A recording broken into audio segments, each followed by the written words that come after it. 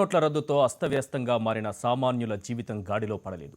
ఈలోపు టెన్షన్గా వచ్చిన 1వ తారీఖు గోరు చుట్టుపై రోకటిపోటులా మారింది. చిన్న నోటు, చిల్లర నోటు లేక సగటు బతుకులు భారంగా గడుస్తున్నాయి. నోటు ప్రతికూలతతో ఉపాధి రంగాలు కుదేలయ్యాయి. పెద్ద నోట్ల రద్దు నిర్ణయం తరువాత వచ్చిన తొలి 1వ తారీఖు కష్టాల్ని రెట్టింపు చేసింది. పెద్ద నోట్ల లోటు, మార్కెట్లు ఎదుర్కొంటున్న ఆటుపోట్లు ప్రభుత్వ ఖజానాకు సైతం సెగపెడుతున్నాయి. ఫలితంగా పాలకులు పలు ప్రత్యామ్నాయాల్ని తెరపైకి తెస్తున్నారు. ఆన్లైన్ ట్రాన్సాక్షన్లు, ఈ మనీ అంటూ హడావిడి ప్రారంభించారు. ఈ నేపథ్యంలో నోటు కష్టాల్ని దీటుగా ఎదుర్కొనే వ్యూహాలపై సర్వత్రా ఆసక్తి నెలకొంది.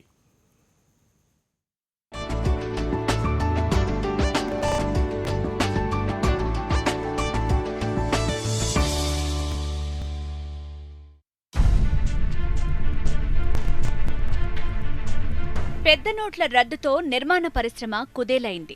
అసంఘటిత కార్మికులు ఎక్కువగా ఆధారపడే ఈ రంగంలో లెక్కకు రాని నగదు వ్యవహారాలు అనేకం జరుగుతుంటాయి. గడిచిన కొన్నేళ్లుగా రియల్ బూమ్ కారణంగా నిర్మాణ రంగం పెద్ద ఎత్తున ఉపాధి కల్పిస్తూ వచ్చింది. ఇప్పుడు పెద్ద నోట్ల దెబ్బ ఈ రంగాన్ని పట్టి కుదిపేస్తోంది. ఆస్తుల రేట్లు తగ్గటం మాటటుంచితే వృద్ధి బాగా నెమ్మదించే సూచనలు కనిపిస్తున్నాయి. ప్రభుత్వం నల్లధనం కట్టడిపై డేగకన్ను పెట్టింది కనుక ఇప్పుడు చౌక గృహ నిర్మాణాలపై దృష్టి సారించాలి. మన దేశంలో అత్యధికులు మధ్యతరగతి, అల్పాదాయ వర్గాలు, నిరుపేదలే కనుక వీరిని ఆకట్టుకునే ప్రయత్నాలు చేయాలి. ప్రభుత్వాలు కూడా చౌక గృహ నిర్మాణాలకు ప్రత్యేక ప్రోత్సాహకాలతో ప్యాకేజీ అందించాలి. కేంద్ర, రాష్ట్ర ప్రభుత్వాలు సైతం ఉమ్మడిగా ఇళ్లు, రోడ్ల నిర్మాణం, మరమ్మతులు, మౌలిక సదుపాయాల అభివృద్ధి వంటి పనులు చేపట్టి కూలీలకు ఉపాధి కల్పించాలన్న డిమాండ్లు సైతం వస్తున్నాయి. నిర్మాణ రంగం పట్టణాలకే పరిమితమైతే గ్రామీణ ప్రాంతాల్లో ఉపాధి కల్పించే రంగం వ్యవసాయం. ఇక్కడ కూడా రైతులు, కౌలుదారుల్లో అధిక శాతం మంది నగదు లావాదేవీలపైనే ఆధారపడతారు. ఇన్నాళ్లు డబ్బుతో జరిగిన వ్యవహారాలు ఇప్పుడు హఠాత్తుగా నిలిచిపోవడంతో ఈ రంగంలో గందరగోళం నెలకొంది. కొండంత ఆశతో మార్కెట్లకు పంట తీసుకొచ్చిన రైతులు తగినంత సొమ్ము అందుబాటులో లేని కారణంగా ఉత్పత్తులకు గిరాకీ కోల్పోతున్నారు.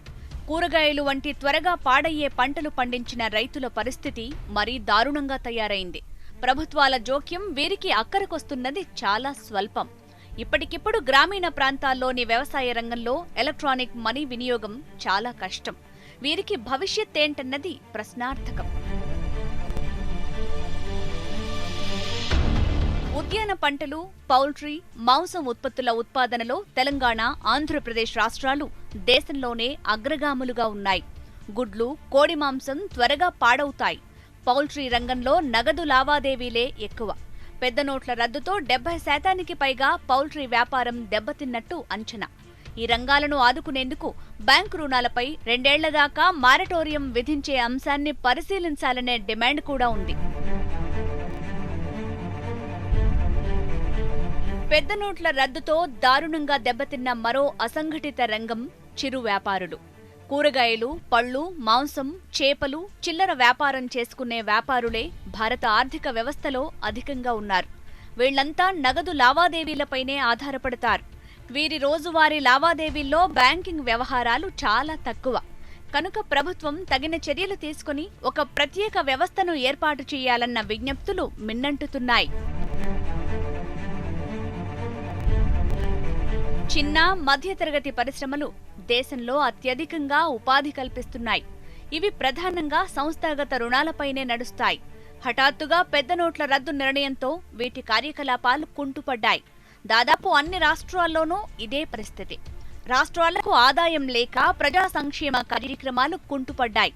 ఈ నేపథ్యంలో పెద్ద నోట్ల రద్దు, సామాన్యుల ముందున్న కష్టాలు, వాటిని అధిగమించే మార్గాలపై హెచ్ఎం టీవీ స్పెషల్ డిబేట్ ఇప్పుడు చూద్దాం.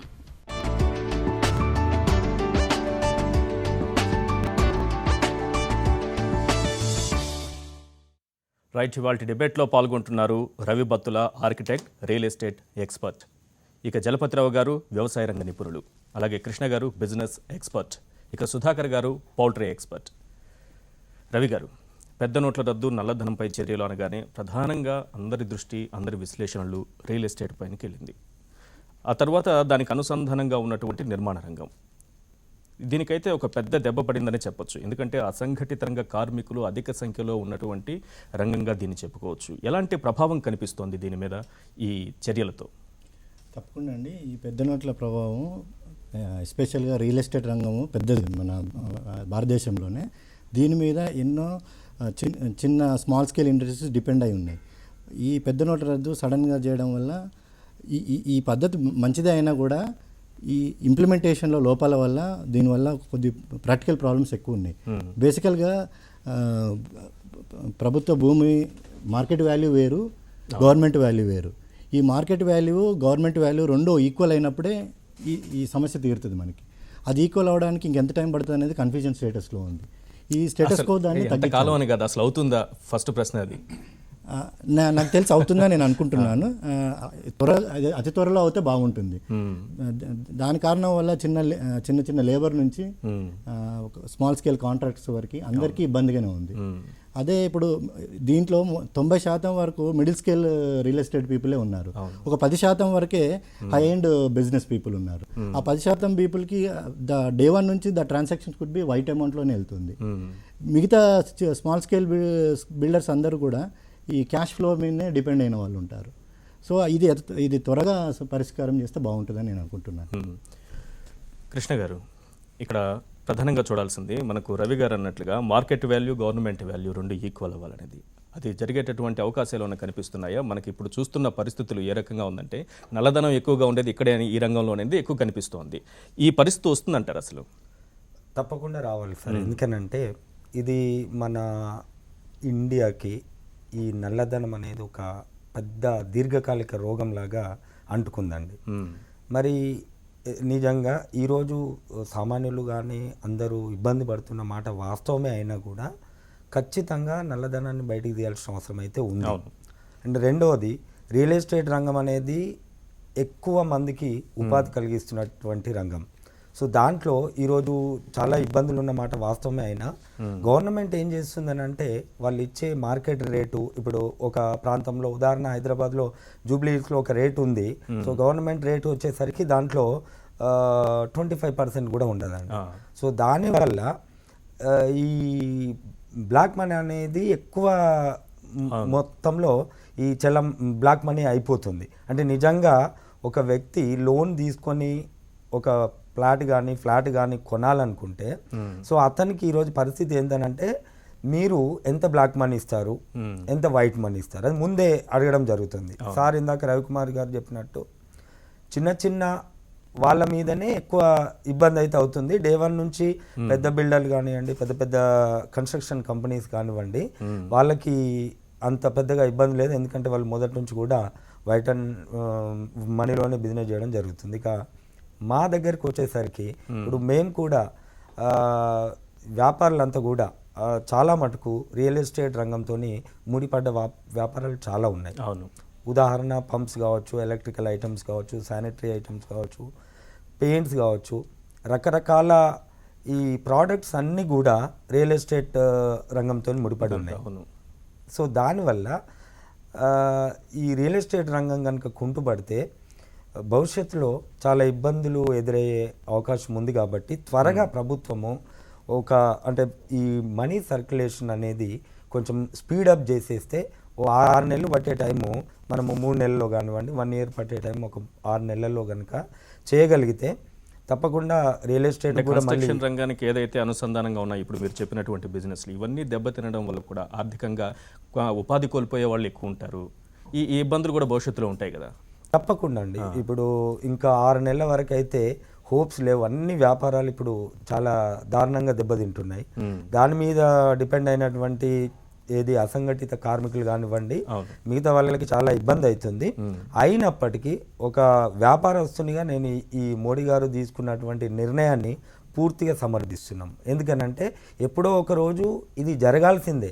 జరగకుండా పెండింగ్ పెట్టుకుంటూ ఇంకా మనం 10 సంవత్సరాలు 20 సంవత్సరాల తర్వాత కూడా ఈ నిర్ణయం తీసుకున్నా కూడా అప్పుడు మనం ఇదే డిస్కషన్ అనేది ఉంటుంది. ఓకే, జలపతిరావు గారు, వ్యవసాయానికి సంబంధించి రైతులు కౌలుదారులు ఎక్కువ మంది నగదు లావాదేవీలపైనే జరుగుతూ ఉంటుంది అక్కడ. ఒక్కసారిగా ఈ నిర్ణయం తీసుకోవడం వల్ల వ్యవసాయ రంగం పైన దీని ప్రభావం ఏ రకంగా కనిపిస్తోంది? రైతులు కానీ కౌలుదారులు కానీ, రైతులు అమ్మేటటువంటి ఉత్పత్తులు, చేసిన ఉత్పత్తుల్ని కొనడానికి వచ్చేటటువంటి వ్యాపారులు కానీ ఎటువంటి ఇబ్బందులు పడుతున్నారు ఇప్పుడు? నిజంగా చెప్పాలంటే ఈ డిమానిటైజేషన్ ఇప్పుడు తీసుకున్నటువంటి చర్యల వలన ప్రాథమికంగా కొద్దిగా నష్టపోతుంది కాబట్టి ఇబ్బంది పడుతున్నది వ్యవసాయ రంగమే. వ్యవసాయ రంగంలో ఉన్న రైతులు, వ్యక్తుల గురించి ఇబ్బందులు అందరితో పాటు వాళ్ళు ఉన్నారు. కొంచెం గ్రామీణ ప్రాంతాల్లో ఉన్నారు కాబట్టి మిగతా వాళ్ళకంటే వాళ్ళకి ఇబ్బందులు ఎక్కువ. కానీ వ్యవసాయం ఒక ఉత్పత్తి సంస్థ, వ్యక్తులు కాదు, ఉత్పత్తి. వీళ్ళకి ఏమైనా ఇబ్బంది ఏర్పడి కూలీలకు కానీ రైతులకు కానీ ఇబ్బంది ఎడితే వాళ్ళు వ్యవసాయం చేయటమే తగ్గిస్తే, చిరాకులు ఉన్నాయి ఇదంతా ఎందుకు అని చెప్పేసి దూరంగా వెళ్ళగలిగితే రేపు దేశానికి ఆర్థికంగా అంటే ఆహారం ఒక పెద్ద సమస్య అవుతుంది. ఏదైనా ఆ రోజు ఇప్పుడు ఇల్లు లేకపోయినా కొద్ది రోజులు ఆగి తర్వాత ఇంకో సంవత్సరం తర్వాత ఇల్లు కొనుక్కోవచ్చు, ఇంకేదైనా చేయొచ్చు. ఒక కారు కొనుక్కోలేని వాళ్ళు ఇప్పుడు ఇంకొక సంవత్సరం తర్వాత కొనుక్కోవచ్చు. కానీ వ్యవసాయం జరగకపోతే అందరికీ ఆహారం ఒక పెద్ద సమస్య అవుతుంది. ఒక్కసారి లోటుకు వెళ్ళిపోయినటువంటి ఆహారం మళ్ళీ భర్తీ కావాలన్నట్టయితే చాలా కష్టం. కాబట్టి ఇది వ్యవసాయ రంగాన్ని ఒక ముఖ్యమైనటువంటి ఉద్దేశంగా చూసి ఇబ్బందులను తొలగియడంలో ఇది ప్రధాన అంశంగా ప్రభుత్వం ఆలోచించాల్సింది.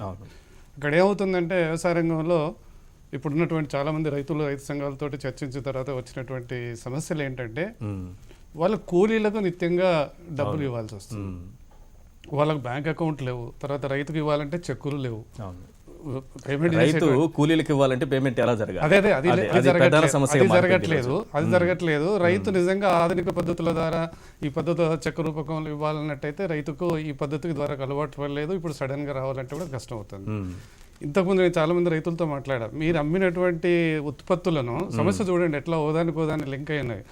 ఉత్పత్తులు అమ్మినప్పుడు మార్కెట్లో తీసి అమ్మినప్పుడు ఈ వ్యాపారస్తులు కొన్నవాళ్ళు, కమిషన్ ఏజెంట్లు అయితే పాత రోజుల్లో కొద్దిగా డబ్బు తీసుకొని క్యాష్ ఇచ్చేవాళ్ళు. ఇప్పుడు క్యాష్ లేదు కాబట్టి అది తగ్గింది. వాళ్ళ చెక్కులు ఇస్తున్నారు. మామూలుగా కొన్న వాళ్ళు ఏం చేస్తారు, బ్యాంకులో చెక్కులు ఇస్తున్నారు, లేకుంటే బ్యాంకులో ఆర్టీజీఎస్ ద్వారా బ్యాంకులో ఇస్తున్నారు. ఈ రైతునికి చెక్ ఇచ్చింది బ్యాంకులో ఎందుకు వేసుకుంటలేవు, ఎందుకు తీసుకుంటలేవు, మార్కెట్లోకి ఎందుకు వస్తలేవు అంటే ఈ చెక్కు నేను బ్యాంకులో వేయగానే నా ఇదివరకు అప్పు కింద జమ చేస్తాడేమో అన్నటువంటి ఒక భయం. కాబట్టి నాకు చెక్ వద్దు అంటున్నాడు, క్యాష్ అడుగుతున్నాడు. క్యాష్ అడుగుతుంటే వీళ్ళే దళారులు ఇప్పుడు చెప్తున్నా హైదరాబాద్లో తిన్నట్టుగా 100 రూపాయలు అయితే 80 రూపాయలు ఇస్తాను అంటే 20 రూపాయలు కమిషన్, 15 రూపాయలు కమిషన్. ఈ విధంగా అంతటా జరుగుతుంది. సిటీలోనే హైదరాబాద్లో జరుగుతున్నప్పుడు చూడండి, మన దగ్గర దురదృష్టం ఏంటంటే మన భారతీయులలో ఎట్లా అయిపోయిందంటే కరప్షన్కు ఏదైనా తప్పు జరిగితే అవకాశం ఉంటే ఎదుటన్ని పీడించి చేసుకోవటం.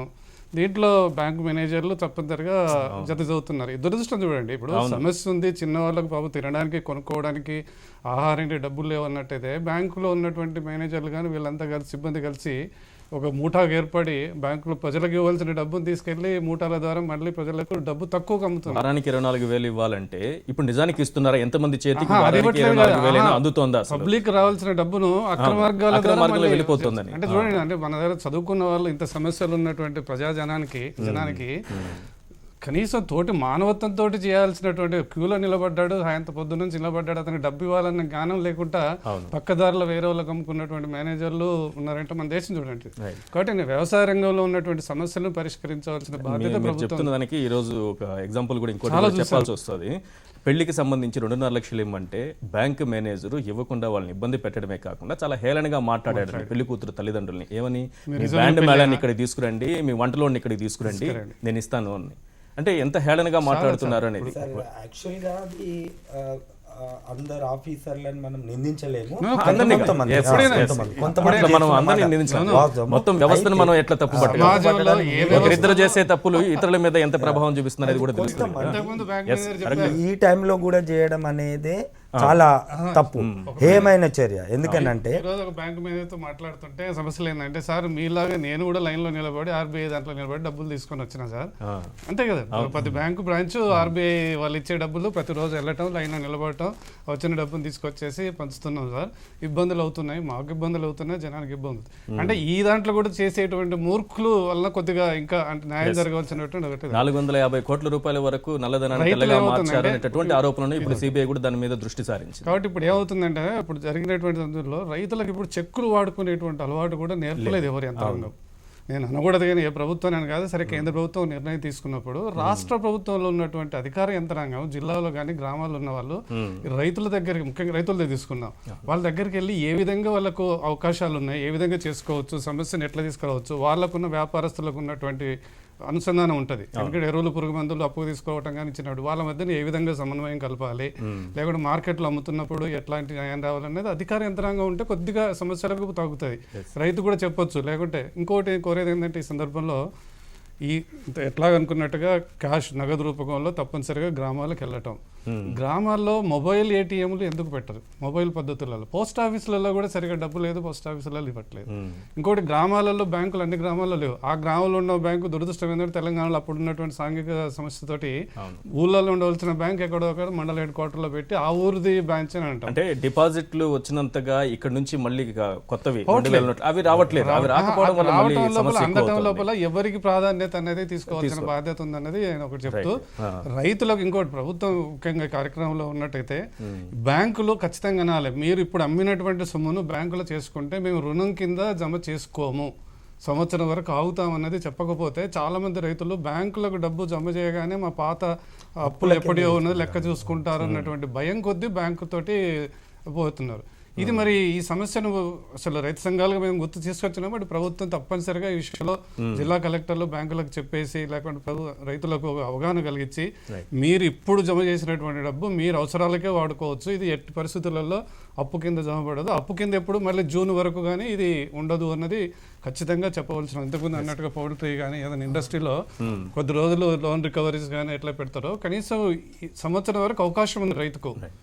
ఆ పీరియడ్ అని ఇవ్వకుండా రాగానే పట్టేసుకుందాం అని ఆలోచించేటువంటి గనులు కూడా ఉంటారు. కాబట్టి వాళ్లకు ప్రభుత్వం ఈ విధంగా ఇచ్చేసి గ్రామాల్లో క్యాష్ ముఖ్యంగా నగదు రూపకంలో అది ఎక్కువ అందుబాటులోకి వచ్చినట్టయితే గ్రామీణ వ్యవస్థ బాగుంటుంది, కూలీలకు పని దొరుకుతుంది, కూలీలు పనిచేయడంతో వ్యవసాయం సాఫీగా జరిగే అవకాశం ఉంది. ఇది అందరికీ అవసరం ఉన్నటువంటి రంగం కాబట్టి దీన్ని ప్రాధాన్యత తీసుకోవాలనేది. కాలర్ ఉన్నారండి, వారితో మాట్లాడదాం. ముందుగా శివారెడ్డి గుంటూరు నుంచి. శివారెడ్డి గారు, ఇప్పుడు ప్రభుత్వం తీసుకున్నటువంటి పెద్ద నోట్ల రద్దు, నల్లధనంపై చర్యలు, ఇవి ఏ ఏ రంగాలపైన ఏ రకంగా ప్రభావం చూపిస్తుందో మనం చర్చించుకుంటున్నాము. సో ఈ ఇబ్బందుల నుంచి మనం బయటపడటానికి అంటే ప్రభుత్వాలు కొన్ని సూచనలు చేస్తున్నాయి. ఆన్లైన్ పేమెంట్లు సంబంధించి కానీ, ఈ మనీ గురించి కానీ, లేకపోతే ప్లాస్టిక్ మనీ ఉపయోగంలోకి రావాలని దీనికోసం ఏదో చర్యలు తీసుకుంటున్నాం. ఇప్పటికిప్పుడు ఇది సాధ్యమయ్యే పనేనా? మీరేమంటారు? ఇలా ఆన్లైన్ సేవలు అనేది మనకు ఎంతవరకు సాధ్యమైంది సార్? మీరు మనస్ఫూర్తిగా చెప్పండి, మీడియా వాళ్ళందరూ తెలుసు కదా, ఎలా సాధ్యమైంది అంటారు సార్? ఈ నిర్ణయం వల్ల రైతులు, రైతు కూలీలు, మామూలు ప్రైవేట్ గా బతికే వాళ్ళు, చేతి వాటంగా ఇప్పుడు ఏ రోజుకు ఆ రోజు తెచ్చుకునే వాళ్ళు, వీళ్ళు ఇబ్బందులు ఎవరు గమనిస్తున్నారు సార్? ఎంతకాడికి ఇప్పుడు అది జరిగిద్ది ఇది జరిగిద్ది ఎవరికి నిప్పు తగలకుండా మాట్లాడుతున్నారు. మీరు టీవీలో కూర్చోబెట్టేవాళ్ళు, కనీసం నిజం మాట్లాడేవాళ్ళు ఒక్కడు కనపడలా. సో ఈ ఇబ్బందుల నుంచి బయటపడటానికి మీరేమన్నా సూచనలు ఇస్తారా? బయట పడటానికి సూచనలు ఇవ్వడానికి ప్రజలు ఇవ్వలేరు సార్. ఒక ప్రభుత్వాన్ని ఎన్నుకున్నాము, ఒక నిర్ణయం అసలు సరైందా కాదా, ప్రజలందరూ తిరుగుబాటు, ఇప్పుడు ఇది తిరుగుబాటు చర్యగా ఉంది కానీ మంచిగా అయితే అనిపించలా. ప్రజల్లోకి వస్తే తెలిసింది సార్. ప్రజలు సామాన్య మానవులను చూడమనండి. సామాన్య మానవులు ఎంత ఇబ్బంది పడుతున్నారు, ఎంత తీవ్రమైన దుర్భరంగా ఉంది. అద్దెలు మామూలుగా పక్కూర్లు వెళ్ళి బతికే వాళ్ళ పరిస్థితి ఇవన్నీ ఏంది, ఇది ఎంత ఇబ్బందిగా ఉంది. బ్యాంకుల్లో రావు, బ్యాంకుల వాళ్ళు బోర్డులు పెట్టేస్తున్నారు, గంట ఇస్తారు.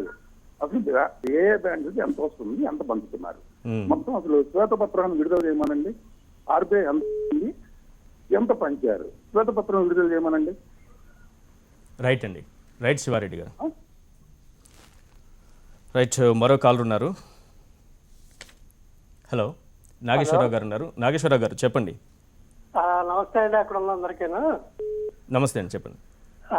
ఇప్పుడు ప్రభుత్వం ఈ తరహా విధానం అంటే ఒక సంవత్సరం ముందు నుంచే అలవాటు చేసి తర్వాత ఈ నోట్లు రద్దు చేసి ఉంటే జనాలకు కొంతన్నా అలవాటు అయి ఉండేది. ఇప్పుడు ఒక 10%, 20% కంటే ఈ ఆన్లైన్ వ్యవస్థలో కానీ స్వైపింగ్ మిషన్లు వాడటం కానీ చాలా మందికి తెలియదు. ఈవెన్ నేను నాకు కూడా ఒక్కోసారి కన్ఫ్యూజన్. తర్వాత ఇంకోటి ఏంటంటే ఇప్పుడు మా సర్వెంట్ మైడ్ కానీ మా ధోబీ కానీ అమ్మ చెక్ ఇస్తానంటే వద్దంటున్నారు వాళ్ళు. ఇప్పుడు ఇటువంటి వాళ్ళకి మనం ఇప్పుడు ఒక అరటిపళ్ళు కొనుక్కున్నాడు, 5 అరటిపళ్ళు 40 రూపాయలకి నేను చెక్ ఇస్తానంటే వాడు ఒప్పుకుంటాడా? అలాగే వీధి చివరుంటే పచారీ కొట్లు ఉంటాయి కాలనీలో కానీ స్లమ్ముల్లో కానీ. అక్కడ కూలీలు వాళ్ళు రోజువారీ ఒక 5 రూపాయలు నూనె, 5 రూపాయలు పోపు సామాన్లు ఇలా కొనుక్కుంటారు. ఇవన్నీ చేతిలో రూపాయి ఉండాలి. అసలు వాళ్ళ సగటు భారతీయుడు మనస్తత్వం ఏంటంటే అండి, సో నిర్ణయం అనేది జరిగిపోయింది కాబట్టి ఇప్పుడు ఆన్లైన్ ట్రాన్సాక్షన్స్ మస్ట్ అనేది తెలుస్తోంది. ఎట్లా ఇప్పటికిప్పుడు ఈ దేశంలో సాధ్యమని మీరు అనుకుంటున్నారా? అది చెప్పండి. ఎందుకంటే ఇది ఫెయిల్ అయ్యే అవకాశమే ఎక్కువ ఉంది. మ్మ్. ఎందుకంటే ప్రజలు వాళ్ళ జేబులో రూపాయి ఉంటే ఒక ధీమాగా ఫీల్ అవుతాడు. అవును. కార్డు ఉంటే ఆ కార్డు పోగొట్టుకుంటే రేపు పొద్దున భవిష్యత్తే పోతే. ఇప్పుడు ఏటీఎం కార్డులు పల్లెటూరు వాళ్ళు ఎట్ట పడితే అట్ట కూలీలకు వెళ్ళేవాడు ఎక్కడ పెట్టి కూర్చుంటారండి. ఇవన్నీ అది పోయినాయి అనుకోండి, అతని డేటా అంతా పోయినట్టే కదా. కార్డు పోతే మొత్తం పోయినట్టని ఏం కాదు కదండి. కార్డు పోయినంత మాత్రాన మొత్తం కోల్పోయినట్టేం కాదు. రైట్ అండి నాగేశ్వర. అమెరికా రైట్ అండి, థ్యాంక్ యూ. ఉపయోగించుకోవటం అదే అదే దాన్ని ఉపయోగించే పద్ధతి వచ్చారా అనేది చాలా ఇంపార్టెంట్ ఇక్కడ. రైట్. సుధాకర్ గారు, పౌల్ట్రీ రంగానికి సంబంధించి మనం మాట్లాడుతున్నప్పుడు పౌల్ట్రీ రంగంలో మాంసం ఉత్పత్తులకి తెలంగాణ, ఆంధ్రప్రదేశ్ అనేది అగ్రగామిగా ఉందని మనం చెప్పుకుంటున్నాం. దాదాపు 70% పైగా పౌల్ట్రీ రంగం పైన ఎఫెక్ట్ పడిందని అంటున్నారు. ఎట్లా ఉంది ఈ ఎఫెక్ట్? మొత్తం ఈ రంగం పైన ఏ రకంగా ప్రభావం చూపిస్తుంది? మీరు చెప్పినట్టుగా ఈశ్వర్ గారు మనం మాట్లాడుకున్నట్టయితే, మనం కంబైన్డ్ రాష్ట్రం ఉన్నప్పుడు కూడా we're number 1 in the India. మన దేశంలో మనం మొదటి స్థానంలో ఉండేవాళ్ళం. రాష్ట్రాలు విడిపోయిన తర్వాత కూడా మనం 2 స్టేట్లో కూడా with 25% production capacity we still stand number 1. Telangana plus Andhra Pradesh 2 విడివిడిగా కూడా మొదటి స్థానంలోనే ఉంటాం. అది మీరు అన్నట్టుగా ఇందాక చెప్పినట్టుగా తెలంగాణ రాష్ట్రం కనుక తీసుకున్నట్టయితే రమారమి 4.5 కోట్ల గుడ్లు పెట్టే కోళ్ళు ఉన్నాయి. ప్రతిరోజు కూడా దగ్గరగా 3,75,00,000 నుంచి 4 కోట్ల గుడ్లు ఉత్పత్తి చేస్తున్నాం. అలాగే చికెన్ కనుక తీసుకున్నట్టయితే రమారమి 2 కోట్ల చిక్స్ పర్ మంత్ ప్లేస్మెంట్ ఉంది. అలాగే ఆంధ్రప్రదేశ్ తీసుకున్నట్టయితే 5 కోట్ల కోళ్ళు ఉన్నాయి, 4.5 కోట్ల గుడ్లు వస్తున్నాయి. అలాగే 1,75,00,000 బ్రాయిలర్ ప్లేస్మెంట్ ఉంది. ఇది జలపతిరావు గారు చెప్పినట్టుగా అగ్రికల్చర్ తర్వాత అనార్గనైజ్డ్ అండ్ ఆర్గనైజ్డ్ సెక్టర్ ఇండస్ట్రీగా కొంతవరకు ఆర్గనైజ్డ్ సెక్టర్లో ఉన్నామని మేము అనుకుంటున్నాం.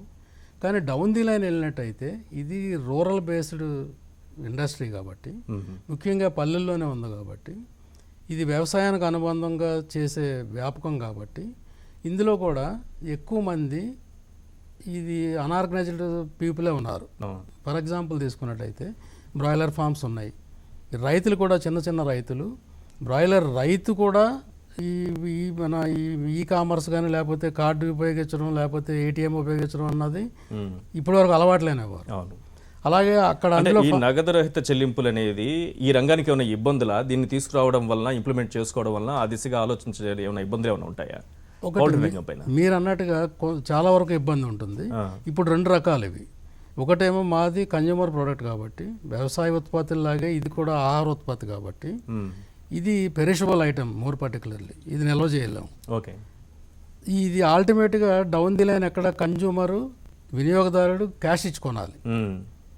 క్యాష్ ఇచ్చుకున్న తర్వాత కొంతవరకు క్యాష్ ట్రాన్సాక్షన్స్ జరుగుతాయి.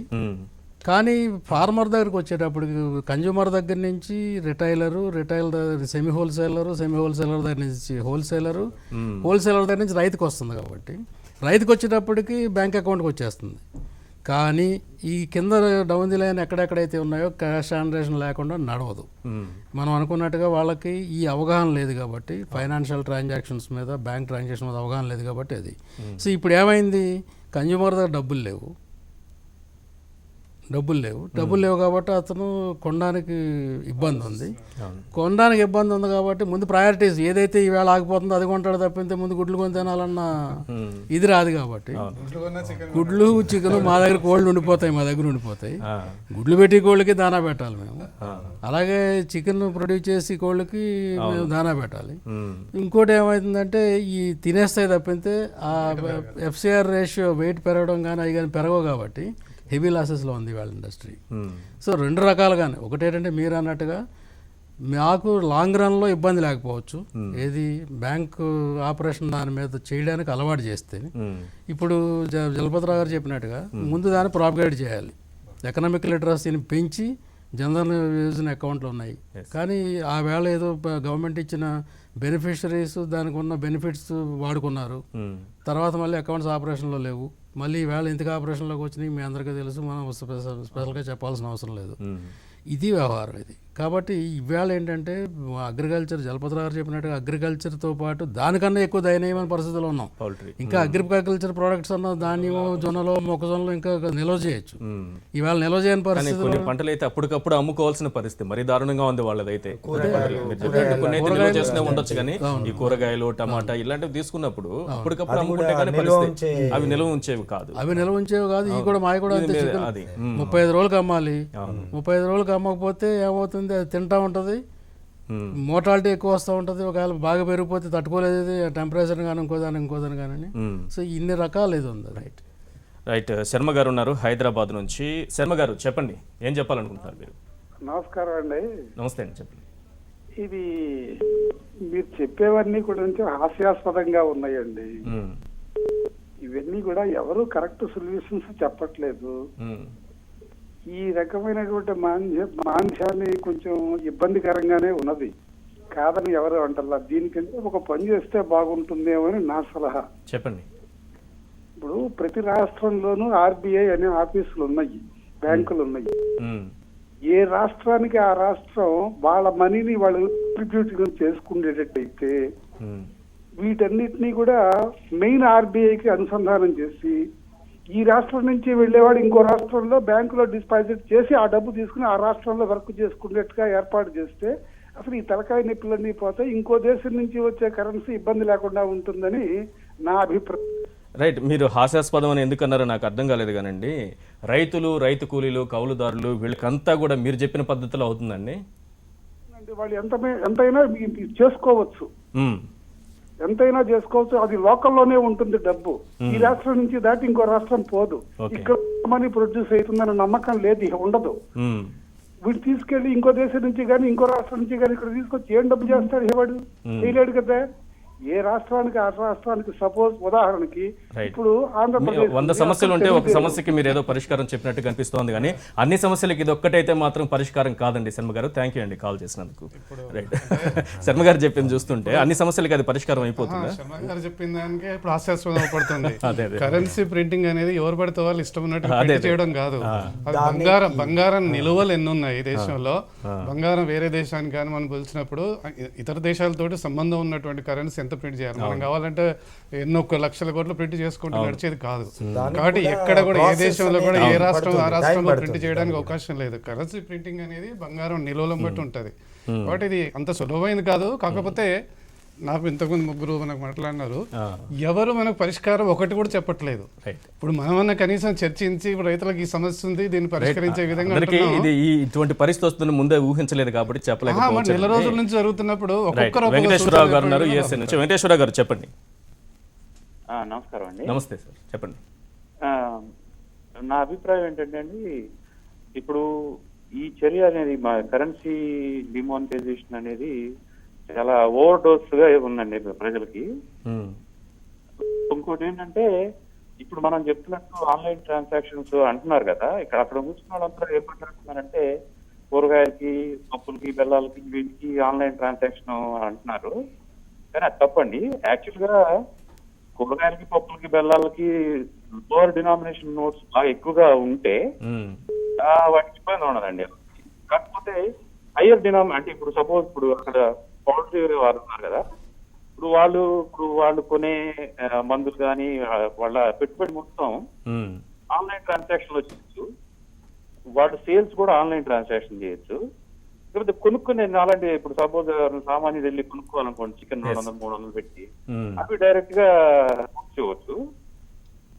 సో ఇప్పుడు అమెరికాలో సిస్టమ్ ఎట్లా అంటే మీరు అన్నట్టు 50% ఉందంటున్నారు కదా, ఈ 50% మొత్తం అంతా హయ్యర్ లెవెల్లోనే ఉంటదండి. ఎక్కువ లోవర్ లెవెల్ పని చేయడానికి వచ్చినప్పుడు వాళ్ళకి మేము క్యాష్ ఇస్తాం. 65-35 అంటున్నారండి. 50% కూడా కాదు, 65-35% అనేది కూడా ఒక విశ్లేషణ అనిపిస్తోంది యుఎస్ లో కూడా. క్యాష్ ఎట్లా అంటే మాకు బ్యాంక్ లో ఒక 300-400 తెచ్చుకునే అవకాశం ఉంటుందండి రోజు. ఏదైనా క్యాష్ కావాలన్నప్పుడు బ్యాంక్ వెళ్తాం, ఎప్పుడో వెళ్తుంటాం బ్యాంక్ కి. అంత ఎందుకంటే అంటే అక్కడ మనకి ఇండియాలో ఇంత విస్తృతంగా ఉండకపోవచ్చు, కానీ కొంచెం అంటే హైయర్ లెవెల్లో వరకు పోతే ట్రాన్సాక్షన్ బ్యాంక్ అనేది చాలా వరకు తగ్గిపోద్దండి. లోవర్ డినామినేషన్స్ మాత్రం అది ఎప్పటికీ సాధ్యం కాదండి. ఎందుకంటే అది సాధ్యం కాదండి. ఎందుకంటే అది చాలా మంది లిటరేట్స్ పీపుల్ మనకున్నారు, ప్లస్ అన్ని సౌకర్యాలు ఉండవు పల్లెల్లో, కాబట్టి అది కొంచెం కష్టం అండి. లోవర్ డినామినేషన్స్ మాత్రం నో ప్రాబ్లం అండి. నాకు తెలిసి ఇది 1 or 2 years లో అంత సెటిల్ అవుతుంది. రైట్ అండి, రైట్ అండి. వెంకటేశ్వర గారు చెప్పండి. వెంకటేశ్వర గారు, మేము పౌల్ట్రీ ఆన్లైన్ ట్రాన్సాక్షన్ రావద్దని కానీ రాలేమని కానీ అంటలేదు.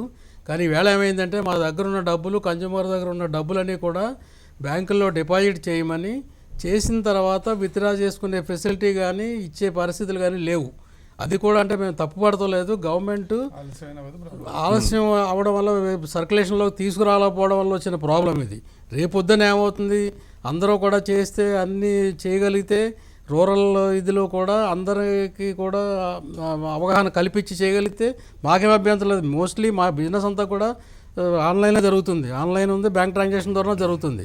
కానీ ఇవాళ ప్రాబ్లమ్ సిచ్యువేషన్ వేరు. దానికి మీరు చెప్పిన సమాధానం కరెక్ట్ కాదని నా ఉద్దేశం. రైట్, అంటే అదొక్కటే ఆయన దృష్టిలో పెట్టుకుని చెప్పలేదు, అలాగే అన్ని చెప్పారు, అందులో అదొకటి.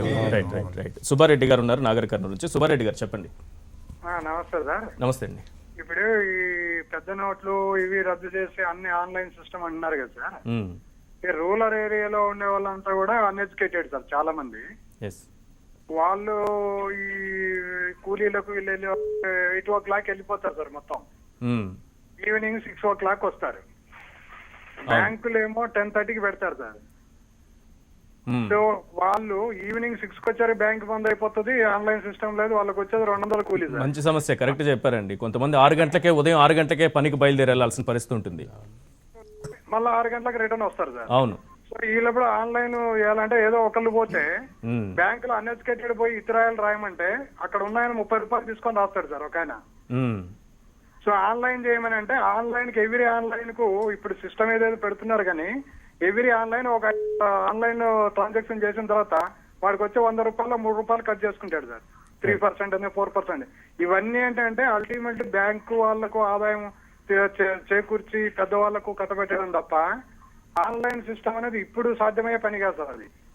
కానీ ఇంకొక విశ్లేషణ కూడా ఒకటి వినిపించింది, ఇప్పుడు కాకపోతే ఇంకొక 10 ఏళ్ల తర్వాత పెట్టిన ఇదే పరిస్థితి ఉంటుంది, ఎప్పటికైనా సరే మనం ఆ వ్యవస్థలోకి వెళ్లాల్సిన అవసరం ఉందనేది. ఫస్ట్ మనకు అక్కడ బ్యాంక్ లో ఉన్న స్టాఫ్ గానీ అక్కడ ఉన్న వాళ్ళు ఎవరైతే ఇంటీరియర్ గా వాళ్ళు అన్ఎడ్యుకేటెడ్ ఉన్నో వాళ్ళకు ఎక్స్ప్లెయిన్ చేసుకుంటూ నిదానంగా అలవాటు చేసి ఆ లైన్ కి తీసుకెళ్లాలి. కానీ అన్ఎక్స్పెక్టెడ్ గా చేసేసి వాళ్ళందరూ బ్యాంకుల దగ్గరికి తీసుకొచ్చేసి ఆన్లైన్ చేయమంటే ఇప్పుడు ఆన్లైన్ దగ్గర చేసేటువంటి పరిస్థితి ఆ అన్ఎడ్యుకేటెడ్ ఎంత రాస్తుందో తెలియదు, ఎంత ఆన్లైన్ చేస్తుండో కూడా తెలియదు సార్. బ్యాంకుల్లో పోస్ట్ ఆఫీసులో దాచిపెట్టుకున్న వాళ్ళు ఏళ్ళు ముద్రలు వేసుకొని డబ్బులు తీసుకుంటున్నారు. అట్లా జరిగినటువంటి దాఖలాలు చాలా ఉన్నాయి. రైట్ అండి సుబ్బారెడ్డి. Right right. ఇప్పుడు ఏమవుతుందంటే చిన్న ఇది మొత్తం క్యాష్లెస్ అనేది ఎవరు ఎక్స్పెక్ట్ చేయట్లేదు, మన దేశంలో అసలు కాదు, వేరే ఏ దేశాల్లో కూడా పూర్తిగా లేదు. ఇప్పుడు మీరు అన్నట్టుగా 65-35 లేకుంటే 50-50కి వచ్చినా కానీ 50-50కి వచ్చినా సరిపోతుంది. ఇంకోటి 50 కరెన్సీ అనేది ఏదైతే తక్కువ అట్లీస్ట్ మనము ఒక అంటే నిర్ణయం అయితే జరిగిపోయిన దాన్ని నిర్ణయము ప్రభుత్వము మార్చుకునే అవకాశం అయితే లేనట్లేదు. ఇప్పుడు మన వ్యవస్థను మనం మార్చుకోవాలి, మనం ఎట్లా అలవాటు పడాలి అనేది ముఖ్యం. అందరం ఆలోచించిందంటే టోటల్ క్యాష్లెస్ కు ఎవరు ఎక్స్పెక్ట్ చేయట్లేదు, ప్రపంచంలో ఏ దేశం క్యాష్లెస్ కు లేదు. లెస్ క్యాష్ అనేటువంటి పద్ధతుల్లో ఒకటైతే చదువుకున్న వాళ్ళము మనలాంటి వాళ్ళము నిజంగా ఎంతమందివి బిల్లు రూపకంలో కొంటున్నాము, ఎంతమందివి ఆన్లైన్ లో అవకాశం ఉండి కూడా వాడుతున్నాము. ఏంటంటే కొంచెం చదువుకున్న వాళ్ళు కొద్దిగా బిజినెస్ లో కానీ చదువుకున్న వాళ్ళ కనీసం ఈ పద్ధతిలో వాడుకుంటే బ్లాక్ మనీ అనేది కొద్దిగా తగ్గుతుంది. మామూలు జనానికి క్యాష్ అందుబాటులోకి తీసుకురావాలి. రాష్ట్ర ప్రభుత్వాలు కూడా ఇప్పుడు ఒక బిజినెస్ కమ్యూనిటీ మేము ఒక ఫార్మ్ రన్ చేస్తున్నాము. రాష్ట్ర ప్రభుత్వాలు ఇప్పుడు వ్యాట్ డీలర్స్ మన తెలంగాణలో ఉన్న వ్యాట్ డీలర్స్ని ఎప్పుడైనా ఒక సిటీఓ పరిధిలో కానివ్వండి ఒక మీటింగ్ లాగా అంటే అవేర్నెస్ ప్రోగ్రామ్ అనేది చేయరనమాట. అంటే మన ఆఫీసర్స్ నిజంగా అంటే ఈరోజు ఈ నిర్ణయం తీసుకోవాల్సిన పరిస్థితి రావడానికి కారణము మన రాజకీయ నాయకులు, బ్యూరోక్రసీ, దీంట్లో డౌట్ లేదు. ఈ పరిస్థితి వచ్చింది. సరే, ఈ వచ్చిన తర్వాత ఇప్పుడైనా మనము నేను బిజినెస్ కమ్యూనిటీ నుంచి మాట్లాడుతున్నా కాబట్టి బిజినెస్లో ఉన్న చాలామంది ఒక సిటీఓ పరిధిలో ఒక 1000 మంది 1500 మంది వ్యాట్ డీలర్స్ టీఓటీ డీలర్స్ ఉంటే వాళ్ళందరినీ కూర్చుండబెట్టి కనీసం వాళ్ళకు ఒక ట్రైనింగ్ లాగా అంటే వాళ్ళకి చెప్పడం అందరికీ తెలుసండి. కానీ ఈరోజు కూడా మనం అందరం ఏం వ్యతిరేకిస్తున్నాము, మనము చేయలేము అని. ఖచ్చితంగా సాధ్యమవుతుంది, కాకపోతే 100% ఎప్పుడు కాదు, 50% 40% అవ్వచ్చు. అండ్ ఈ స్థాయికి వెళ్ళే పరిస్థితిలో ఉన్నామా? 40-50 ఇప్పుడు మనం ఉన్న పొజిషన్ నుంచి 40-50 వెళ్ళకపోవచ్చు, కానీ ఖచ్చితంగా 25-30% వచ్చినా మనం కొంతలో కొంత అచీవ్ చేయగలిగినట్టే.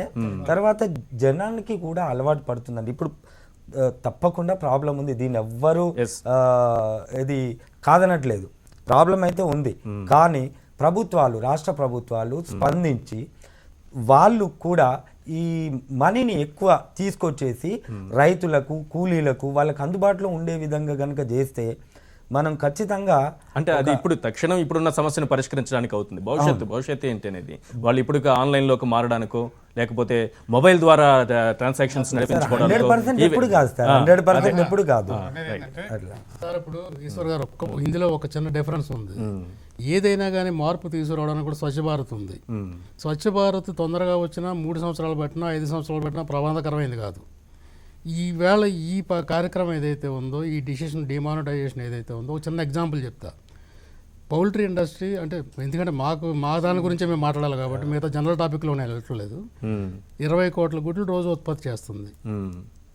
దీని ముందు 8వ తారీఖు ముందు ఉన్న రేట్లతో ఇప్పుడు ఉన్నది అంటే గుడ్లు పూర్తిగా వెళ్ళటం లేదు, ఆ లాస్ వేరే. వెళ్ళినది కూడా మొత్తం ఎంత తేడా ఉంది, దగ్గరగా ₹1.5 తేడా ఉంది. ఈ సీజన్లో ఉండవలసిన రేటుకి ఇప్పుడు వచ్చే రేటుకి ₹1.5 అంటే దగ్గరగా 30 కోట్లు అది పోతుంది. ఇది డైలీ మానిటరీ లాస్, రావాల్సింది లాస్. అలాగే 2 కోట్ల కిలోలు చికెన్ ఉత్పత్తి చేస్తున్నాం మొత్తం ఆల్ ఇండియా ఫిగర్స్ నేను మాట్లాడేది. ఈ వేళ ఉండవలసిన రేటు కాస్ట్ ఆఫ్ ప్రొడక్షన్ ₹50 అవుతుంటే 90-100 రూపాయలు ఉండవలసిన సీజన్లో ఇప్పుడు ₹50, ₹55 కూడా పూర్తిగా వెళ్ళట్లేదు. ₹25 పర్ కిలో చికెన్కి లాస్ పెట్టుకున్నా కానీ దగ్గరగా 50 కోట్లు సుమారు అవుతుంది అది. ఓకే, 50 కోట్లు ప్లస్ 30 కోట్లు 80 కోట్ల రోజు నెలకి 2,400 కోట్ల నుంచి 3,000 కోట్లు పోతుంది. ఇది చేసి ఎక్స్పెరిమెంట్ చేసి ఈవేళ అన్ని కమిటీలు వేసి ఈవేళ అలవాట్లు చేసి చేసేటప్పటికి ఈ సర్క్యులేషన్లోకి డబ్బులు వచ్చేటప్పటికి కనీసం 3 నెలలు పోయినా కానీ 3 నెలలు పోయినా కానీ దగ్గరగా 9,000 నుంచి 10,000 కోట్లు ఇండస్ట్రీ నుంచి సైఫన్ అవుట్ అయిపోతాయి. ఈ ఇండస్ట్రీ మీద ఉన్న టోటల్ ఫైనాన్సెస్ ఎంతో తెలుసా అండి మీకు? అది నాట్ మోర్ దాన్ 20,000 crores. అది దాని మీద ఈ ఇంట్రెస్ట్ దగ్గరగా 2,400 కోట్లు సంవత్సరానికి అవుతుంది. 3 నెలల్లో 10,000 కోట్లు లాస్ అయినా దాన్ని పూడ్చుకోవడానికి ఆ స్థాయి నుంచి మళ్ళీ అది ఈవేళ మరి గవర్నమెంట్ కాంపెన్సేట్ అంటే నేను డిమాండ్ చేయట్లేదు. ఈవేళ ఇవి ఏది మన ఈ చెక్ పోస్టులు ఉన్నాయి, ఏమంటాం వాటిని, టోల్ గేట్స్ ఉన్నాయి. టోల్ గేట్లకి కాంపెన్సేట్ చేస్తుంది గవర్నమెంట్ అని మనం ఆపుతున్నాడు, రికార్డ్ చేసుకుంటున్నాడు, వదులుతున్నాడు. మరి ఇప్పుడు అంటే ఎందుకు చేస్తున్నారు? వాళ్ళకి ఒక స్పెసిఫిక్ అగ్రిమెంట్ ఉంది కాబట్టి చేసింది కాబట్టి. మరి ఇండస్ట్రీ, నేను ఒక్క పౌల్ట్రీ ఇండస్ట్రీలోనే ఎంత పోతుంటే ఈ రైతులు ఎప్పుడు కోలుకోవాలి? ఇది ఇంట్రెస్ట్ మందం కూడా ఇంట్రెస్ట్ కట్టలేని పరిస్థితి వస్తే సో అది ఆలోచన. అలాగే అన్ని రంగాలు కలుపుకుంటే ప్రొడక్టివిటీ పోతే ఎకనామిక్స్లో చేసేసిన తర్వాత ఎక్స్పెరిమెంట్లు చేసి చేద్దామంటే ఆకులు కాలిన తర్వాత చేతులు పట్టుకున్నట్టు అవుతుంది. అది రైట్. రజనీకర్ రెడ్డి గారు ఉన్నారు. రజనీకర్ రెడ్డి గారు చెప్పండి. నమస్తే అండి, చెప్పండి. అది సిస్టమ్ అంతా రాను సార్. ఇప్పుడు నాకు ఒక సలహా ఇస్తాను. ఇప్పుడున్న సిస్టమ్ మొత్తం ఆన్లైన్ ఉంది సార్. బ్యాంకింగ్ లో వాళ్ళ టార్గెట్ ఎంతనో వాళ్ళకి జీతం కూడా ఆటోమేటిక్ బ్యాంక్ వేస్తారు సార్. వాళ్ళే రైట్ చెప్పండి చెప్పండి సార్. ఇప్పుడు ఈ సామాన్య సార్ నాకు ప్లాన్ మొత్తం బడి పండిస్తుంది సార్. నాకు 4 lakhs పెడితే నాకు 8 లక్షలు వస్తుంది సార్. ఇప్పుడు నాకు సగం పెట్టుబడికి లేదా నేను లేబర్ వీళ్ళకి డబ్బు ఇచ్చేసాను. చాలా ఇబ్బంది అవుతుంది sir. Right right right sir Rajini గారు ఇంకో కొత్త ఐటమ్ ఇస్తాను నేను మీకు మంచి ఐడియా ఇస్తాను సార్. చెప్పండి ఇప్పుడు మన కెమెరా ఇప్పుడు ఆధార్ నెంబర్స్ ఉన్నాయండి.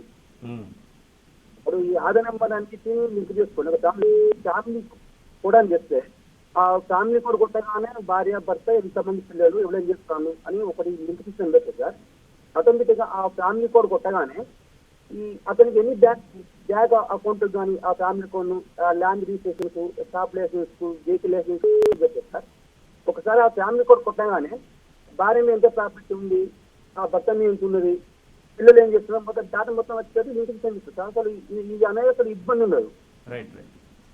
రైట్ అండ్ రజనీకాంత్ రెడ్డి గారు చెప్పండి. డిమానిటైజేషన్ ఇది ఎస్పెషల్లీ ఇప్పుడు మన కంట్రీకి ఇప్పుడు అవసరమేనండి.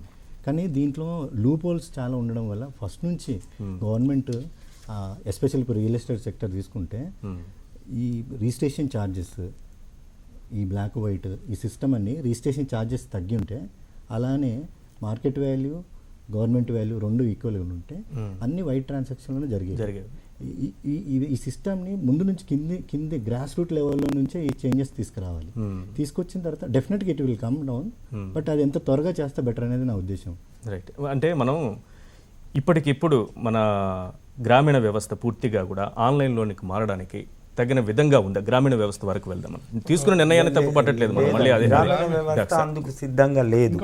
ఎందుకనంటే గ్రామీణుల్లో అక్షరాస్యత తక్కువ ఉంటుంది.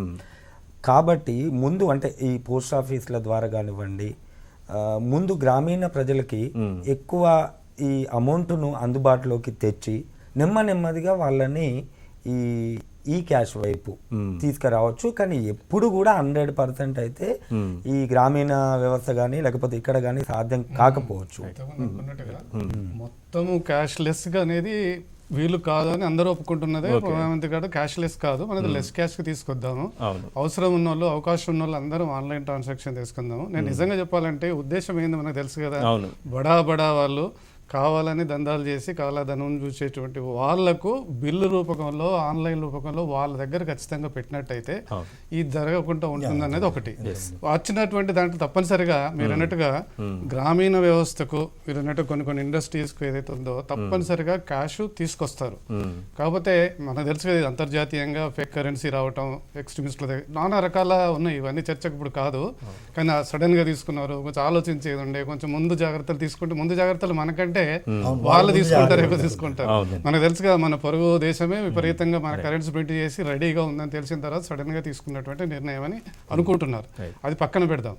మీరు అన్నట్టుగా గ్రామీణ వ్యవస్థలో కూడా కొంతమంది చదువుకున్న వాళ్ళు దాదాపు 50% గ్రామీణలో కూడా ఉన్నారు. ప్రతి ఇంట్లో బ్యాంకులకు వెళ్తున్నారు. ఎందుకు పని చేసాం, ఈ పనికి ఆహారం పథకంలో ఉన్నటువంటి ప్రతి కూలీకి కూడా బ్యాంకుల ద్వారానే పేమెంట్ జరుగుతుంది, తీసుకోగలుగుతున్నారు. కానీ సమస్య ఎక్కడ వచ్చిందంటే బ్యాంకు వెళ్ళగలుగుతున్నారేమో బ్యాంకులో సరిపోయేంత డబ్బు రావట్లేదు. సో సమస్య ఎప్పుడవుతుందంటే ఈ ప్రభుత్వం ఎంతైతే క్యాష్ నిష్పత్తి మెయింటైన్ చేయాలని ఆలోచిస్తుందో అంత లెవెల్లో క్యాష్ డబ్బులు ప్రింట్ అయిపోయి గ్రామీణ వ్యవస్థ కూలీలకు వచ్చిన సమస్య తగ్గుతుంది. కానీ అందుకే అనేది ఒక సామెత ఉంది, మనందరూ తెలిసిందే ఫ్రెంచ్ లో కూడా, ఏదన్నా ఒక అంటే డిఫికల్ట్ థింగ్ ని సాల్వ్ చేయాలంటే డిఫికల్టీస్ ఫేస్ చేయాలి. దురదృష్టం ఏంటంటే మన దగ్గర డిఫికల్టీస్ ఎక్కువ, చిన్న జనము గ్రామాల్లో ఉన్న వాళ్ళే ఎక్కువ నష్టపోతున్నారు, కష్టపడుతున్నారు. వాళ్ళు అదే అంటున్నారు, బడాబాబులు బాగా డబ్బున్న వాళ్ళు అంతా హ్యాపీగా తిరుగుతున్నారని. హ్యాపీగా తిరుగుతున్నారు, బట్ లోపల గుండె జబ్బు వస్తుంది. మనకేమో లైన్ లో నిలబడ్డటువంటి అసౌకర్యం మనకు వస్తుంది. కొంతమంది వాళ్ళకి అయ్యో కోట్ల రూపాయలు పోయినాయి అన్నది అందరి ప్రశ్న అదే. సామాన్యుడే కిలో నిలబడుతున్నాడు, సామాన్యుడే. ఎందుకంటే బయట వాళ్ళకు కార్డ్స్ ఉన్నాయి, లేకుంటే బ్యాంక్ మేనేజర్లతో లింకులు ఉంటున్నాయి, ఏదో విధంగా వాళ్ళు బయటపడుతున్నారు. లేకుంటే వాళ్ళు కూడా వేరే వాళ్ళను క్యూలో నిలబెట్టి. అసలు ఇంకొకటి దిశగా మనం మార్పు తీసుకురావాలి, గ్రామీణ స్థాయిలో ఆన్లైన్ కానీ ఇవన్నీ కూడా తీసుకురావాలి. నెట్ సౌకర్యాలు లేని గ్రామాలు కొన్ని ఉన్నాయి, చాలా గ్రామాలు, కొన్ని అని కాదు చాలా గ్రామాలు ఉన్నాయి. నిరక్షరాస్యులు, పూర్తిగా అక్షరం ముక్క తెలియని వాళ్ళు ఉన్నారు. వీళ్ళ విషయాన్ని ఏం చేయాలి? కానీ మీరు అన్నట్టుగా ఒక చిన్న ఎగ్జాంపుల్ చెప్తాను సార్. మా దగ్గర వర్కర్స్ పని చేస్తారు పౌల్ట్రీలోని. ఏదో ఇస్తున్నాం లేదా బ్యాంక్ వెళ్ళి తెచ్చుకోమన్నాం, తెచ్చుకుంటున్నారు. 2,000 రూపాయల నోటు తెచ్చుకుంటున్నాడు. కొట్టుదారి పట్టుకెళ్తే చేంజ్ ఇవ్వటం లేదు. అది 1,800 1,700 బిల్లు అయితే కూడా కొనుక్కున్న సామాన్లు కొనుక్కుంటే కూడా 2,000 నోటు తీసుకుని పోతున్నాడు. సో నేనేమంటున్నానంటే ఇది ముందంటే ఇప్పుడు 2 రకాలు సార్. రైట్, ఇది చిల్లర సమస్య కొంతవరకు. ఈ సమస్యతో పాటు ఈ నెట్ సౌకర్యం లేని చోట అటువంటి గ్రామాలు అనేకం ఉన్నాయి. అలాగే నిరక్షరాస్యులైన వాళ్ళు వీళ్ళని ఎట్లా ఈ దారిలోకి తీసుకొచ్చేది, ఇది సాధ్యమవుతుంది? ఇప్పుడు మీరు అన్నట్టుగా అంటే ప్రధానమంత్రి అన్నాడని కాబట్టి మన తెలంగాణ తీసుకుందాం అనుకోండి, ఇది తప్పనిసరిగా ప్రతి గ్రామానికి నెట్ సౌకర్యం పెడతా అంటున్నారు. అవును, ఒక 5-6 సంవత్సరాల వరకు ఇలాంటి సమస్యలు ఉంటాయి. ప్రతి గ్రామానికి నెట్ సౌకర్యం ఉండదు, ఎలక్ట్రిసిటీ సరిగా ఉండదు, నెట్ పని చేయొచ్చు పని చేయకపోవచ్చు. ఎలాగా ఇప్పుడు మనం హైదరాబాద్లో చూస్తున్నాం, వైఫై ఉంటుంది, ఎప్పుడు వైఫై ఆన్ అవుతుందో ఎప్పుడు వైఫై ఆఫ్ అవుతుందో కూడా తెలియనటువంటి ఇబ్బందులు ఉంటాయి మన వ్యవస్థలో. కానీ నేనేంటంటే కొంతవరకన్నా చదువుకున్న వాళ్ళు, ఒక పద్ధతిగా ఉన్న వాళ్ళు, బడా వ్యాపారస్తులు, వీళ్ళకన్నా ఖచ్చితమైనటువంటి పద్ధతుల్లో ఆన్లైన్ తీసుకొచ్చే పద్ధతుల్లో పెంచాలి. ఇంతకంటే అమౌంట్ ఖచ్చితంగా ఆన్లైన్ లో చేయాలి అన్నటువంటి నిబంధనలు వచ్చినప్పుడు ఖచ్చితంగా ఈ సమస్యలు ఇది కొద్ది రోజుల తర్వాత ఈ అంటే ప్రింటింగ్ అనేది, ఈ నోట్ల ప్రింటింగ్ అనేది జరిగిన తర్వాత వచ్చేసి. కానీ అంతవరకు మాత్రం సమస్య పరిష్కరించవలసినటువంటి బాధ్యత అధికార యంత్రాంగం మీద ఎక్కువ ఉందని నేను ఖచ్చితంగా చెప్తాను. ఎందుకంటే ఆన్లైన్ ట్రాన్సాక్షన్లకు వెళ్ళమంటోంది, ఈ మనీ అంటోంది, క్యాష్, రకరకాలు ఉన్నాయని చెప్తున్నారు. ఇవన్నీ వెళ్తాం అనుకున్నప్పుడు ప్రభుత్వం తీసుకోవాల్సినటువంటి చర్యలు, దీని గురించి తీసుకోవాల్సినటువంటి చర్యలు ఎలా ఉండాలి అనేది కృష్ణ గారు. ముందుగా ప్రభుత్వము ఇప్పుడు పోస్ట్ ఆఫీసులు ఉన్నాయి, గ్రామాల్లో పోస్ట్ ఆఫీసులు ఉన్నాయండి. పోస్ట్ ఆఫీస్లో ఎక్కువ డబ్బును పంపించాలి. అలాగే మొబైల్ ఏటీఎం సెంటర్ లాగా కొన్ని బ్యాంకులు ఇప్పుడు కూడా మొబైల్ సేవలు అందిస్తున్నాయి. అవి విరివిగా మన గ్రామీణ ప్రాంతాలకు పంపించాల్సిన అవసరం ఉంది. అలాగే ఈ చిల్లర నోట్ల సమస్య చాలా ఉంది. అంటే ఇప్పుడు 2000 నోటు ప్రింట్ చేసి 2000 నోటు మాత్రమే, అంటే అది అందరికీ తెలుసు, 2000 నోటు తొందరగా ప్రింట్ అవుతుంది, ఎక్కువ క్వాంటిటీ, ఎక్కువ వాల్యూ ప్రింట్ ఉద్దేశంతో వాళ్ళు తీసుకురావడం జరిగింది. కానీ 500 నోట్లు, మరి 100 రూపాయల నోట్లు, 50 రూపాయల నోట్లు, ఇవి ఎక్కువగా చిల్లర గ్రామీణ ప్రాంతాలకు కానీ మరి చిన్న చిన్న వ్యాపారస్తులకు కానీ అందుబాటులో ఉంచే విధంగా రాష్ట్ర ప్రభుత్వాలు చర్యలు తీసుకోవాలి. ఆనందించాల్సిన విషయం ఏంటంటే మన తెలుగు 2 రాష్ట్రాలు కూడా, ఈ 2 రాష్ట్రాల ముఖ్యమంత్రులు కేసీఆర్ గారు కానివ్వండి, చంద్రబాబు నాయుడు గారు కానివ్వండి, వాళ్ళిద్దరు కూడా ఈ నిర్ణయాన్ని సమర్థిస్తూనే ప్రజల యొక్క బాధలను వాళ్ళు అర్థం చేసుకొని వీలైనంత మటుకు వాళ్ళ లెవెల్లో వాళ్ళు ప్రయత్నం చేస్తున్నారు. ఇది ఇంకా ఎక్కువ మొత్తంలో చేయాల్సిన అవసరం ఉంది. సాంకేతికంగా అంటే దేశంలో తీసుకున్న నిర్ణయాలలో మనం తప్పు పట్టడం, కానీ 2000 నోట్లు ఏ ఉద్దేశంతో చేశారో ఏంటిది అన్నది ఇబ్బంది వచ్చినప్పుడు 500 నోట్లు అదే సమయంలో చేసినట్టయితే ఇంతగానో ఉండేది కాదేమో. 500కు చిల్లర దొరకటం సులభమైంది. అంటే ఎక్స్చేంజ్కి వెళ్ళినప్పుడు 500 నోట్లు 4 ఇస్తే 2000 నోటు ఒకటి ఇస్తే సరిపోతుంది అనుకుంటున్నాను. కాదు, దీని వెనక కొద్దిగా వ్యూహం వేరే ఉంది. మన డిస్కషన్ కూడా అట్లా చేస్తే బాగుండేది, ఇట్లా చేస్తే బాగుండేది అని అనుకునే కన్నా, ఈవేళ ఇప్పుడు మా ఇండస్ట్రీలో ఉంది, మా ఇండస్ట్రీలో సొల్యూషన్స్ వస్తాయి సార్. సొల్యూషన్ కాదు, ముందు ప్రాబ్లం ఐడెంటిఫై చేస్తే there is no problem in this world which does not have the solution. మనం ఏం చేస్తున్నాం, ఇప్పుడు అసలైన ప్రాబ్లం వదిలేస్తున్నాం. ఎవరిని కలర్ చేసిన మన మిత్రులను, రైతులను, ఇంకొకరిలో సొల్యూషన్ అడుగుతున్నాం. అది కరెక్ట్ కాదు కదా. పాలకులు కానీ మనకలాంటి వాళ్ళని ఇక్కడ కూర్చున్న వాళ్ళం కానీ ఏం ఆలోచించాలి, ఏ రకమైన ప్రాబ్లం వచ్చింది, ఓకే, అనేది ఇప్పుడు మనం అదే కదా మాట్లాడుతున్నాం. ఇప్పుడు మనం ఈ వ్యవస్థలోకి మారడానికి ఎటువంటి నిర్ణయాలు జరగాలి, ప్రభుత్వాలు ఏం చేయాలని నేను అదే అంటున్నాను. ఇప్పుడు ఒకటి సొల్యూషన్ ఉన్న ప్రాబ్లంకి షార్ట్ టర్మ్ ఉంటే మనం ఇమీడియట్గా మాట్లాడవచ్చు. మనకి 4 ప్రింటింగ్ ప్రెస్లు ఉన్నాయి, కరెన్సీ ప్రింటింగ్ ప్రెస్లు. దాంట్లో 3500 కన్నా ఎక్కువ పర్ డే కన్నా ఎక్కువ ప్రింటింగ్ కెపాసిటీ లేదని చెప్తున్నారు. ఆ విధంగా మాట్లాడితే మన ఫార్మర్ ఫైనాన్స్ మినిస్టర్ కానీ, లేకపోతే ఎక్స్పర్ట్స్ కానీ, మన ఫైనాన్స్ నిపుణులు కానీ చెప్పేది ఏంటంటే 6 నుంచి 7 నెలలు పడుతుందని. ఏమండి, ఇంకొక సొల్యూషన్ అంటే ఆల్టర్నేటివ్ కానీ ఏదో ఒక కరెన్సీ కంట్రోల్ మనకు ప్రింట్ చేసి మంచి కంట్రీని పట్టుకుని ఆ దేశంలో ప్రింట్ చేయించడం అని, ఏదో అటువంటిది ఎతకాలి, సర్క్యులేషన్లో తీసుకురావాలి. అంతేగాని ఈవేళ ఇమీడియట్గా మీరు ఈ గవర్నెన్స్కి వచ్చేయాలి, కార్డు సిస్టానికి రావాలి, ATM, it is next to impossible. ఎందుకు చెప్తున్నట్టు మా రంగం తీసుకోండి. ఎన్ని ఉన్నాయి, సూపర్ మార్కెట్స్ ఉన్నాయి, లేకపోతే హైపర్ మార్కెట్స్ ఉన్నాయి, బిగ్ బజార్స్ అన్నీ ఉన్నాయి. కానీ ప్రోడక్ట్ ఎంతవరకు అక్కడ సేల్ అవుతుంది? 95% ఆఫ్ ది ఎగ్స్ కానీ చికెన్ కానీ మన రూరల్ ఏరియాలో, ఏది రోడ్ సైడ్ కానీ, లేకపోతే చికెన్ సెంటర్స్లోని, అలాగే గుడ్లు అయితే ఈవెన్ పాన్ షాపుల్లో కూడా పెట్టే పద్ధతి అది. అక్కడ డౌన్ ది లైన్ వచ్చేసి వీళ్ళ ముఖ్యమంత్రులు ఎవరో ఒకరు కూర్చొని నేను సెల్ ఫోన్లు ఇస్తాను దానికి సొల్యూషన్ ఏంటి? ఒక స్వైపింగ్ మిషన్లు ఎక్కువగా తీసుకురావడమా, లేకపోతే ప్రతి ఒక్కరు క్రెడిట్ కార్డులు డెబిట్ కార్డులు ఉపయోగించడమా? ఏంటి సొల్యూషన్ అనేది ఒకటి రావాలి కదా. సొల్యూషన్ అయితే కరెన్సీ సర్క్యులేషన్ లోకి రావాలి కదా. అవును, అది రావాలి, అది చిల్లర. అండ్ సార్ మీరు సుధాకర్ గారు చెప్పినట్టు ఎక్కువ ఏదైతే రిటైల్ షాప్స్ ద్వారానే, అంటే not only eggs, not only chicken, so A product అయినా ఈరోజు ఒక పెద్ద షాపింగ్ మాల్ ఉంటే ఆ కాలనీలో ఒక 100 చిల్లర కొట్లు కూడా ఉంటాయి. సో ఆ చిల్లర కొట్లో కూడా అంటే ఏదైనా అలవాటు చేయడానికి టైం అయితే తప్పకుండా పడుతుంది. సో ఇప్పుడు మనం ప్రస్తుతం చేయాల్సిన పని ఏంటంటే ఇమ్మీడియట్ గా గవర్నమెంట్ ఎక్కువ మొత్తంలో డబ్బును బ్యాంకులలోకి పంపించడం. సో అది ముఖ్యమైనది. రైట్. రియల్ ఎస్టేట్ కానీ, దానికి అనుసంధానంగా ఉన్నటువంటి నిర్మాణ రంగం కానీ, అలాగే దాన్ని ఆనుకుని ఉన్నటువంటి అనేక పరిశ్రమలు, చిన్న చిన్న కంపెనీలు, ఇవన్నీ కూడా అసంఘటిత రంగ కార్మికులు కానీ వీళ్ళందరికీ తక్షణం ఇప్పుడు మనం అనుకున్నట్టు ఏ రంగానికి వీటికి ఏం చేయాలంటారు? ఎటువంటి చర్యలు కావాలి? తక్షణము 90% బిల్డర్ స్మాల్ స్కేల్ సెక్టర్లోనే ఉన్నారండి. వీళ్ళ ప్రాజెక్టులన్నీ ఆగిపోయినాయి బికాస్ ఆఫ్ దిస్ ఇష్యూ. ఈ ఇష్యూ సాల్వ్ కావాలి అంటే ఫస్ట్ ఆఫ్ ఆల్ ఈ రాయితీలాగానే ఈ హౌసింగ్ లోన్ పర్సెంటేజ్ రేషియో తగ్గాలి, ఈ రిజిస్ట్రేషన్ వాల్యూస్ తగ్గాలి, market value plus government value equal అయిపోయినప్పుడు ఆటోమేటిక్గా రేట్ కమ్ డౌన్ అవుతుంది. సో సేల్స్ ఈజీ అవుతాయి. సేల్స్ ఈజీ అయినప్పుడు ఆటోమేటిక్గా మళ్ళీ ఈ రంగం పుంజుకోవడానికి అవకాశం ఉంటుంది. ఇప్పటికీ ఈ రంగం ఇంకా 6 నెలల వరకు కొలాప్స్ అయిపోయింది. అందరు బిల్డర్లో చర్చ జరుగుతుంది. ప్లస్ మాలాంటి ఆర్కిటెక్ట్స్ కూడా ఇప్పుడు బిల్డర్స్ బాగుంటేనే మాకు ఆర్కిటెక్ట్స్ బిజినెస్ వచ్చింది. సో ఈరోజు శాలరీలు ఇచ్చుకునే పరిస్థితుల్లో కూడా చాలా మంది ఇబ్బంది పడుతున్నారు. అందుకని ఈ రంగం తొందరగా పుంజుకుంటే అన్ని సెక్టర్ల మీద కూడా ఇంపాక్ట్ పడి అందరికీ యూస్ఫుల్గా ఉంటుంది. రైట్. ఇప్పుడు ఆన్లైన్లోకి మారమంటుంది ప్రభుత్వం, చాలా సింపుల్గా చెప్పింది. మారడానికి కూడా ప్రజలు కూడా సిద్ధంగానే ఉన్నారు. మారడానికి ఎంతవరకు అవకాశం ఉందో అంతవరకు మారడానికి మరి ప్రభుత్వం చేయాల్సింది చేస్తోందా? ఇక్కడ అది ప్రశ్న. ఇప్పుడు చూసుకున్నట్టయితే ఏంటంటే గ్రామీణ వ్యవస్థలో పూర్తి ఇంటర్నెట్ సౌకర్యం ఎక్కడ లేకపోవడం అనేది ఒకటి. సరే, తెలంగాణ వరకే చూసుకున్నట్టయితే, ఆంధ్ర కానీ తెలంగాణ అయితే ఈ 2 రాష్ట్ర ప్రభుత్వాలు, ముఖ్యమంత్రులు ఈ విషయంలో బాగా సపోర్ట్ చేస్తున్నారు.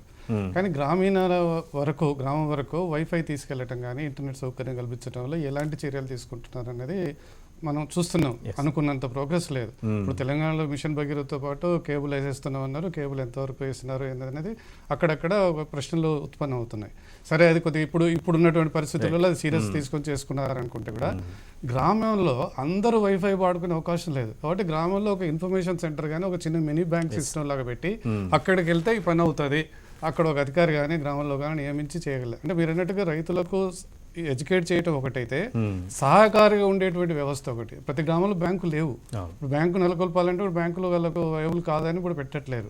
కాబట్టి ఈ విషయంలో కూడా అంటే రైతులను కానీ ప్రజలను కానీ ఈ పద్ధతుల ద్వారా వాడుకునేటువంటి అవకాశాలను ఎక్స్ప్లోర్ చేయాలన్నట్టయితే దాని విషయంలో తప్పనిసరిగా ఆలోచించుకోవటం ఒకటైతే, ఈ రైతు కూలీలకు, ముఖ్యంగా బ్యాంకులకు, ఈ వ్యాపారస్తులకు అనుసంధానంగా ఉండేటువంటి వ్యవస్థను సమస్యలు తీర్చడానికి అందరూ ముందుకు రావాలి.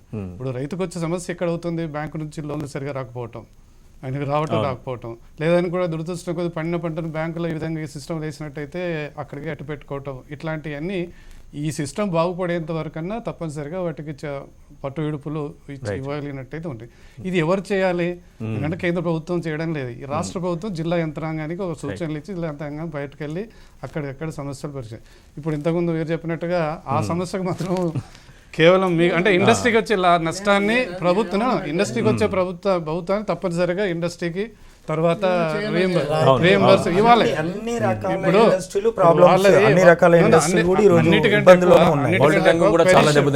రియల్ ఎస్టేట్ కొంచెం వెనకబడింది అనుకోండి, ఇప్పుడు కాకపోతే 6 నెలల తర్వాత కానీ పౌల్ట్రీ కానీ రైతులు చేసే కొన్ని ఉత్పత్తులు, రైతులకు సంబంధించి కానీ చాలా ఉత్పత్తులు, ఇంకోటి వాళ్ళ రుణాలను రీషెడ్యూల్ చేసుకునే అవకాశం. మనం ఈవేళ పౌల్ట్రీ గురించో, రియల్ ఎస్టేట్ గురించో, బిజినెస్ గురించో మాట్లాడే కన్నా వినియోగదారుడి గురించి కనుక మాట్లాడినట్టయితే వినియోగదారుడి దగ్గర క్యాష్ అవైలబిలిటీ ఉండాలి.